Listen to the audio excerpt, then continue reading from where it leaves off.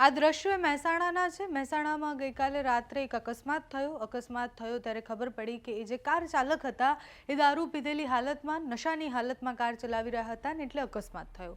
પછી જ્યારે લોકોની ભીડ એકઠા થઈ અને પછી એ ભાઈને ગાડીમાંથી બહાર કાઢ્યા અને એની સાથે વાતચીત કરી તો એ પણ ખબર પડી કે કોંગ્રેસના કાર્યકર્તા છે, નેતા છે અને વાત કરતાં ખબર પડી એમનું નામ પાર્થ રાવલ છે। પછી પોલીસને બોલાવવામાં આવ્યા અને પછી આગળની કાર્યવાહી થઈ। આખી વાત જે છે રાજકીય રીતના પણ એટલે જોવામાં આવી કે કોંગ્રેસના નેતાએ દારૂ પી અને ગાડી ચલાવી।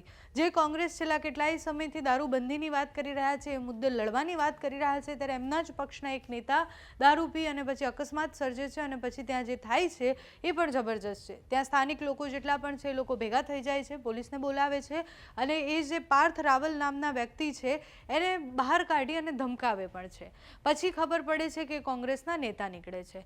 દારૂ પી અને ગાડી ચલાવી અને અકસ્માત સર્જનાર લોકો અને એવા કેસ આપણે સતત જોયા કરીએ છીએ।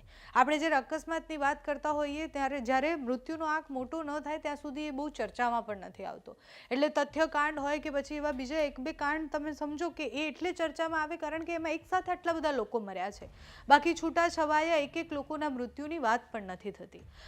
આ બધા જ કેસમાં કાર્યવાહીના નામે શું થાય છે એ પણ આપણને ખબર છે અને જ્યારે ડેટા કાઢીએ ત્યારે આપણને ખબર છે કે વર્ષના અંતે જે અકસ્માતની સંખ્યા હોય છે એ ખૂબ મોટી હોય છે। એટલે છૂટાછવાયા સામાન્ય અકસ્માતને આપણે અકસ્માત ગણતા પણ નથી। મૃત્યુ આંક જ્યાં સુધી મોટો ન થાય ત્યાં સુધી એની ચર્ચાઓ પણ નથી થતી।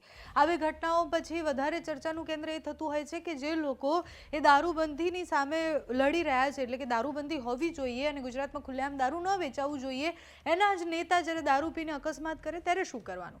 કાયદો અને વ્યવસ્થા બધા માટે સમાન જ છે। કોંગ્રેસના નેતા હોય, ભાજપના નેતા હોય, તમને પરવાનો નથી મળતો કે તમે દારૂ પીને ગાડી ચલાવી શકો।